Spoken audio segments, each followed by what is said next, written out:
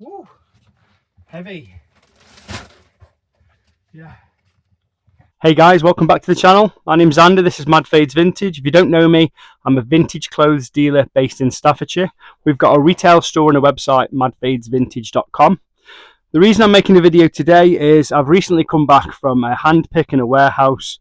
Amazing vintage stuff, and I wanted to show you guys some of the items I've picked.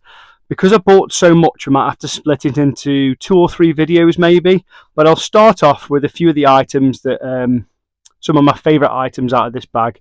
We can show you why I bought them and what they kind of cost and what they'll sell for. Starting off with a Guess jacket. It doesn't look like much from the front, and I don't really like Guess as a brand, but it's got a really nice hit on the back. It is wool and leather, really nice quality. Good size, men's large.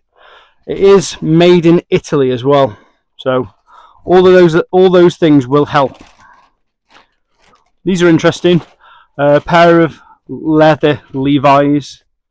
You might not have seen that before. Every now and again, sorry, there's a creak on my foot. Every now and again they come with red tabs. This is a black tag, and I think they're in dead stock condition. They're made in 1996, so really lovely condition. Show you the tag. It's a Korean tag, made in Korea. If they were made in USA, it would really help, but they're not. That's okay. Great pair of leather trousers. Next up, a wax Carhartt jacket. In all honesty, nothing fancy about that. It's just in this bag. I think it's the active jacket. You know, I'll do some value, shall I? The Guess jacket maybe 70. The jeans probably about 100. The Carhartt maybe 65. This is interesting. It's a Ralph Lauren vintage suede shirt. Full suede. All leather. It says leather on the tag. Feels like suede. Beautiful quality on that. Gotta be honest, I don't think I've ever seen a leather shirt like that before from Ralph Lauren. Next up, we've got Armani Jeans women's coat, like a Sherpa coat. Decent. Armani Jeans isn't one of their premium ranges, it's more basic. Then we've got Averex. If you don't know Averex, really good brand to look out for. And this jacket has got quite a lot going on for it. So it's a wool flying jacket, and then it's chore pockets at the back. It's made in USA, New York. I need to do some research on this. It costs 20 quid. I would anticipate somewhere around the 150, 100 mark. Next we've got a men's Burberry jacket. Very good condition, slightly older. Something interesting for you to look out on the Burberry tags. They stopped doing this around 2003. If you lift up the size, lift up the tag, there'll be a size in there. 4 is typically extra large. So that's quite good. Something for you to look out for. The reason this is good is it's got a wool Novacek liner. That's important. Without the Novacek liner, I probably wouldn't have bothered buying that. It's probably £100 as it is. I think it cost me 25. There's a couple of bits of Burberry in here. Next up, we've got another men's Burberry jacket. Not quite as old. It's plain on the inside. There's no Novacek. It's just a padded jacket. 100% wool. Beautiful jacket. I think it cost me 30 quid. I'll probably list that for 100.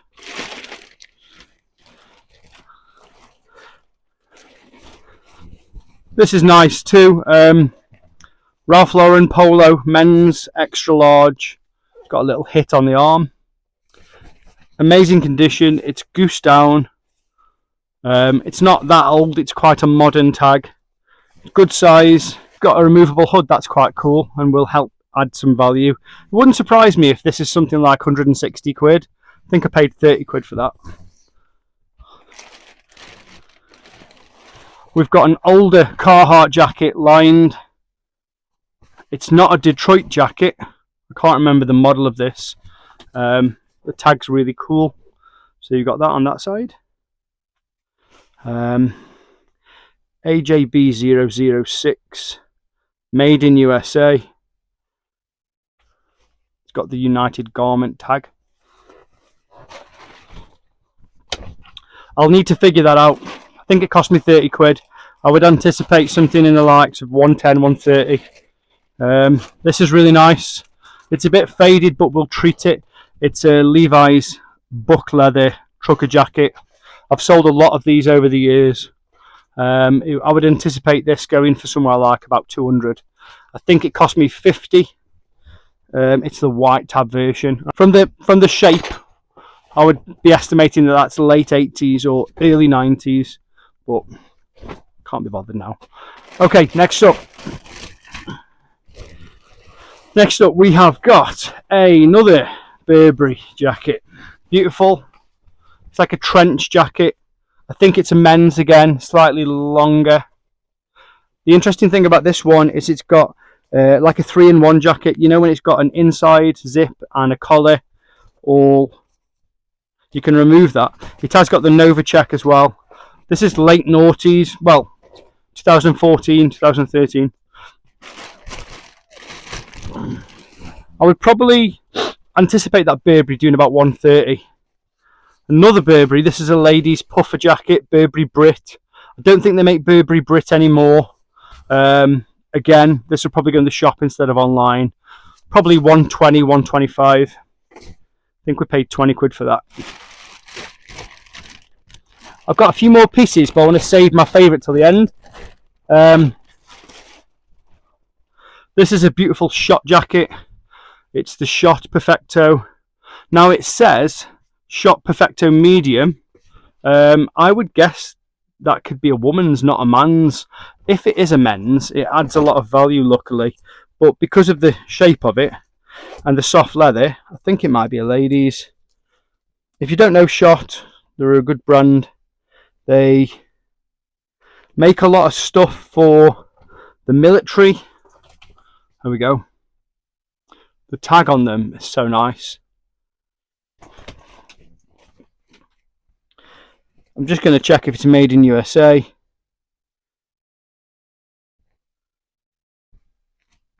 It doesn't say, but it's got a USA flag. So, I mean, the prices on them range between, say, 180 and 300. I'd have to do some research to double check, but I think it cost me 40 quid. Here's another Schott jacket. This is definitely a man's. It's the liner. It's a flying jacket. I think this cost 40 quid. It needs a clean up, but it's very easy to clean. It's got a removable liner. Without the removable liner, I probably wouldn't have paid for this. It's definitely made in USA. We've sold these lots of times, about 150. I think it cost 40 quid. And then,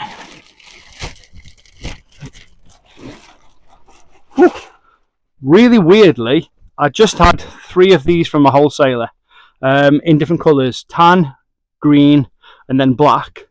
And then another black one shows up with a slightly different liner to what I've already got. In fact, it might be on here.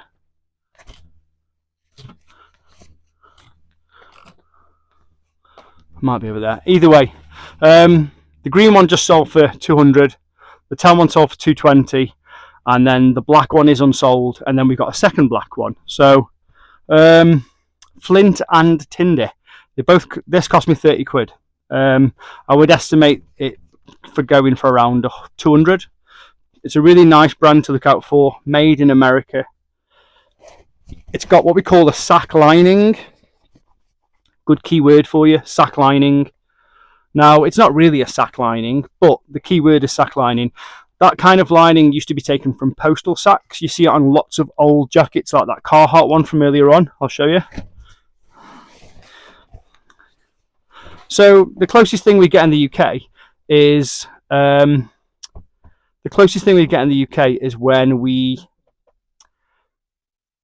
removables people cover up furniture with nice bags. This is what it looks like. It's like, they're called postal sacks. So yeah, last pièce de résistance, last piece. This is Unreal. I've never seen anything like this before. Well, I've seen similar, but never this particular one. So I'll give you a little clue. So I'm not even a massive Adidas head. I'm not, you know, I love it. I love the brand, but when I was growing up, it was about Nike. I was a skater. Adidas wasn't really for skaters. There's the front. Full grain, buck leather, Olympics. And then the back here is unreal. And it's a really good size. I think this cost me 30 quid or 20. It's some kind of gift that people who competed in the Olympics got. But the best part of it is it's Los Angeles 19, I think it's 1982 or 1982, the LA Olympics. I'll have to do some research to find out what year it was, but it wouldn't surprise me if this is a really expensive piece. It is a men's. Ooh, men's. It says GB 4244. I think it's probably, it's going to look bigger than that because the fit in the 90s was massively oversized. I'm typically a large or an extra large, and it'll probably look like it drowns me. But there we go. I'd guess extra large. But how cool is that? I think that can be the thumbnail. Adidas hit on the arm as well. I didn't even see that. Woo-hoo-hoo! Yeah, I'm happy with it. I'm going to clean it again. I'm going to clean all these leather pieces just to make sure we get the best value out of them. Pocket on the inside. You see, I'll show you the difference. That's the colour it should be. It's like a beautiful, it is a really beautiful shiny leather. And then unfortunately on the outside it's a bit dull. But there's loads of little tricks you can do. Maybe we'll do a how to get the best out of leather video at some point, how you polish and clean. But that's it. I hope you've enjoyed the video. It's nice to be making content again. If you get a chance, do me a favour, like, thumbs up and all that business, and I'll keep making videos like this, and I'll see you on the next one. Thanks a lot.